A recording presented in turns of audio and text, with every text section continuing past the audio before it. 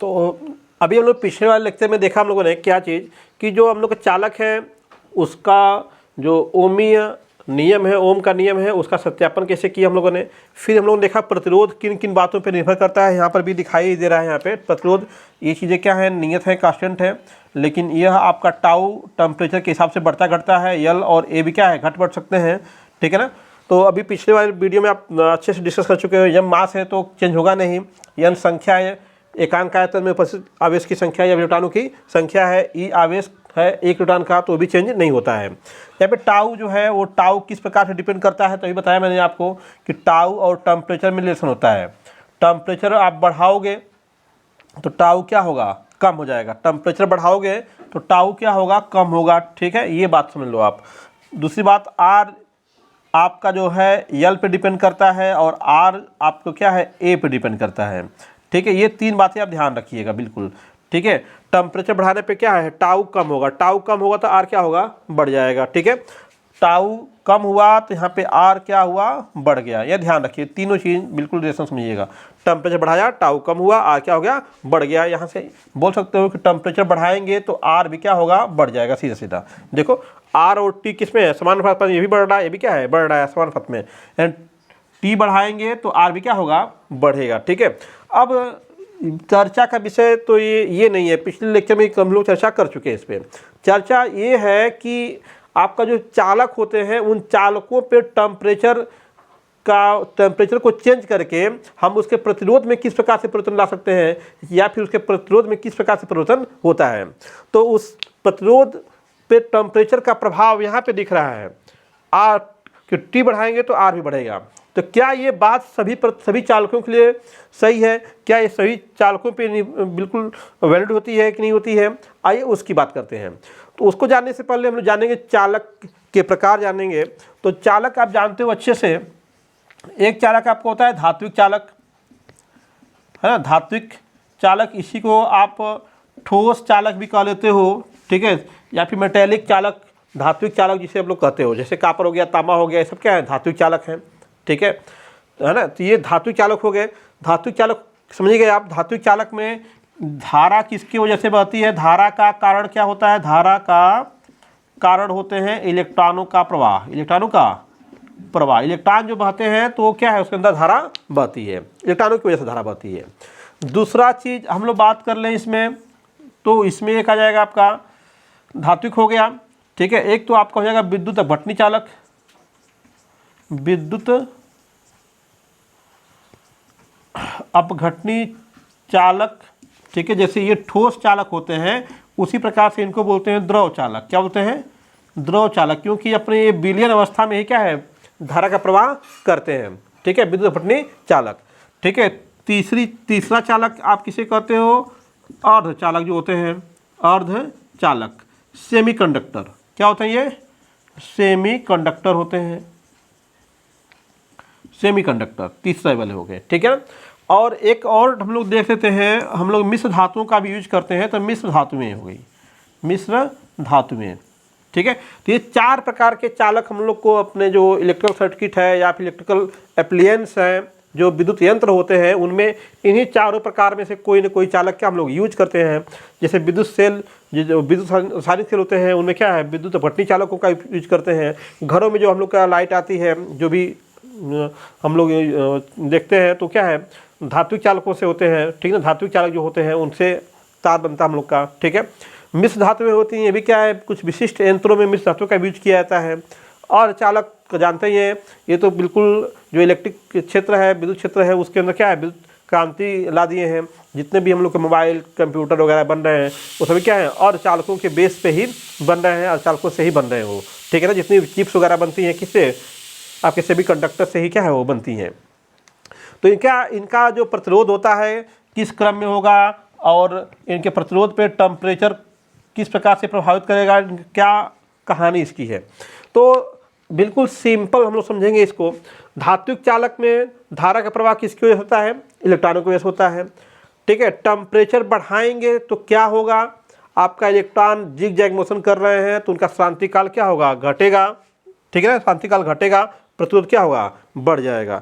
यानी कि आप कह सकते हो कि इसके अंदर क्या हुआ, धात्विक चालक के अंदर ध्यान रखिएगा, टेम्परेचर को बढ़ाओगे तो आर क्या होगा, बढ़ जाएगा। किसमें, धात्विक चालकों में। तो क्या विद्युत अपघटनी चालकों में भी यही होने वाला है? क्या विद्युत अपघटनी चालक में भी अगर टेम्परेचर को बढ़ाया जाए तो हम लोग का प्रतिरोध बढ़ जाएगा? आइए पहले समझते हैं विद्युत अपघटनी चालक को। तो विद्युत अपघटनी चालक को समझने से पहले विद्युत अपघट्य समझते हैं। विद्युत अपघट्य क्या होता है? इलेक्ट्रोलाइट। आप जानते हो कुछ ऐसे पदार्थ होते हैं जो ठोस अवस्था में तो बिल्कुल उदासीन अवस्था में रहते हैं, उनके अंदर कोई भी चार्ज नहीं होता है, लेकिन जब उसको उनका विलयन बनाते हैं तो विलयन अवस्था में क्या है, वो आयनों से आते हैं, अपने आयनों में टूट जाते हैं। जैसे नमक है, ये ठोस अवस्था में तो क्या है, NaCl होता है, लेकिन जब इसको विलयन बनाते हैं, इसका विलयन बनाएंगे तो क्या होगा, Na positive plus Cl negative क्या होगा, टूट जाएगा। Na पॉजिटिव Cl नेगेटिव में टूट जाएगा। तो यहाँ पे जितना अब इसके अंदर जो चालन हो रहा है, किसकी वजह से हो रहा है, यहाँ पे Na पॉजिटिव Cl नेगेटिव। तो विद्युत अपघटनी चालकों में आयनों के कारण, किसके कारण, आयनों के कारण जो है धारा बहती है, धारा प्रवाह होता है। धारा प्रवाह किसके कारण होता है, आयनों के कारण। इसका मतलब अगर आयन अधिक होंगे तो धारा भी क्या होगी, अधिक होगी। अगर आयन अधिक होंगे तो धारा भी क्या होगी, अधिक होगी। आयन अधिक, धारा अधिक। और आयनन जो प्रक्रिया होती है दो तरीके से बढ़ती है।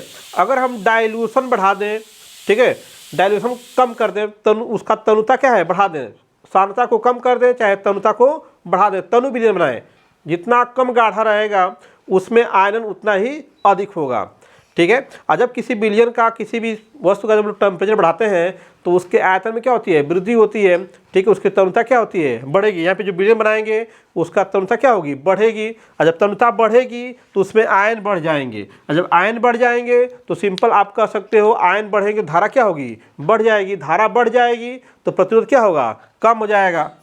प्रतिरोध क्या होगा, कम हो जाएगा।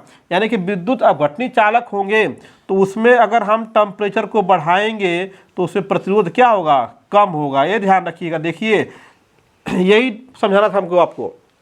धात्विक चालक होंगे तो उसमें टेम्परेचर बढ़ाओगे, प्रतिरोध भी क्या होगा, बढ़ेगा। लेकिन विद्युत अपघटनी चालक हैं तो विद्युत अपघटनी चालक में धारा किसकी वजह से बढ़ रही है, आयनों की वजह से। आयन अधिक, धारा अधिक। आयन कब अधिक होंगे, जब आयनन अधिक होगा, आयनों की मोबिलिटी अधिक होगी। जितना अधिक आयन मूव करेंगे उतनी धारा क्या होगी, अधिक होगी।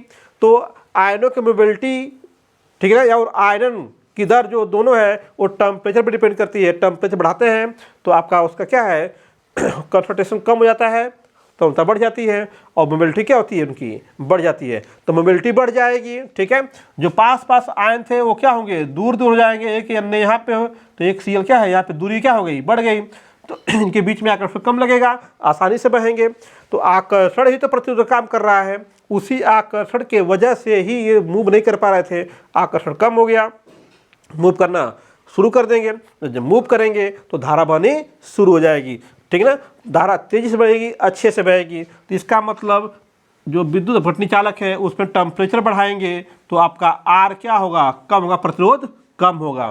तो विद्युत अपघटनी चालकों के लिए प्रतिरोध ताप के व्युत्क्रमानुपाती होता है। ताप बढ़ेगा, प्रतिरोध कम हो जाएगा। ये ध्यान रखिएगा आप, ठीक ना। तीसरा चीज़ क्या है, अर्धचालक, सेमीकंडक्टर। बहुत ही इंपॉर्टेंट चीज़ जिसे बताया मैंने, सेमीकंडक्टर जानते ही हैं, जो न तो पूर्ण रूप से चालक होते हैं न ही पूर्ण रूप से अचालक होते हैं, वो बीच की स्थिति होती है, ठीक है। उनके पास जो है फ्री इलेक्ट्रॉन बहुत कम होते हैं।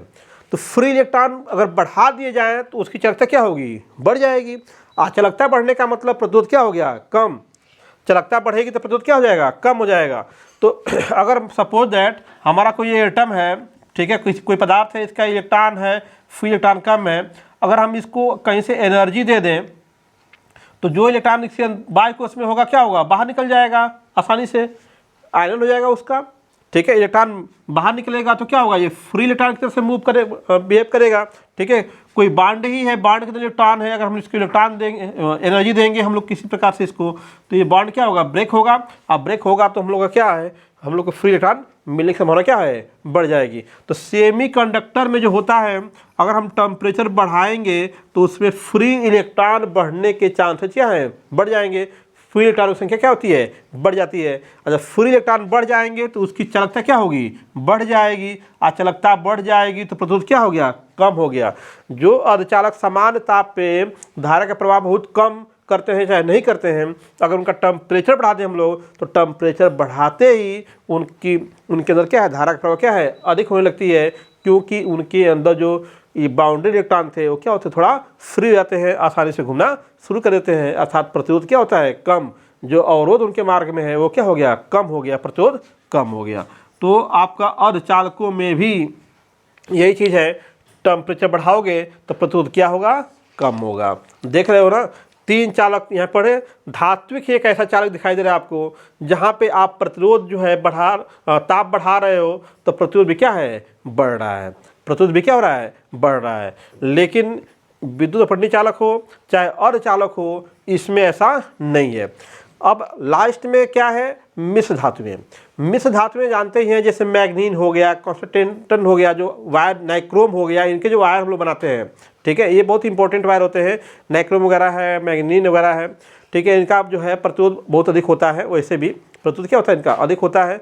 और टेम्परेचर बढ़ाने पे इनके प्रतिरोध में ज़्यादा परिवर्तन होता नहीं वैसे है, ठीक है, लेकिन बहुत कम परिवर्तन होता है। लेकिन टेम्परेचर बढ़ाने पर मिश्र धातुओं का भी टेम्परेचर बढ़ाएंगे तो प्रतिरोध बढ़ता है, लेकिन बहुत कम बढ़ता है, बहुत कम बढ़ता है, ठीक ना।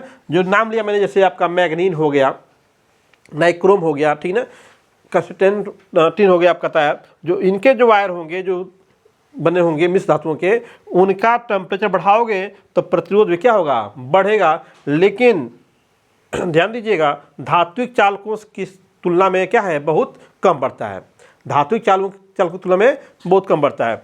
दोनों में बढ़ रहा है, लेकिन अगर कंपेरिजन करना होगा, ठीक ना, कंपेरिजन करना आपको होगा कि धात्विक चालक है और मैग्नीन का वायर ले लिया आपने, नाइक्रोम का वायर ले लिया, किसका प्रतिरोध ताप बढ़ाने पे अधिक बढ़ेगा, तो धातु जो होगा उसका प्रतिरोध अधिक बढ़ेगा, और जो मिश्र धातु होगी उसका प्रतिरोध क्या है, बढ़ेगा, लेकिन बहुत कम बढ़ेगा, ठीक है। तो ये आपका जो है आपका 4 प्रकार के चालक हो गए, और चारों प्रकार का जो प्रतिरोध था वो ताप पे किस प्रकार से डिपेंड करता है, ठीक है। अभी इस जो टेम्परेचर पे जो डिपेंडेंसी है, इसको हम देखेंगे कि किस प्रकार से ताप बदलने पे प्रतिरोध क्या होता है, चेंज होता है।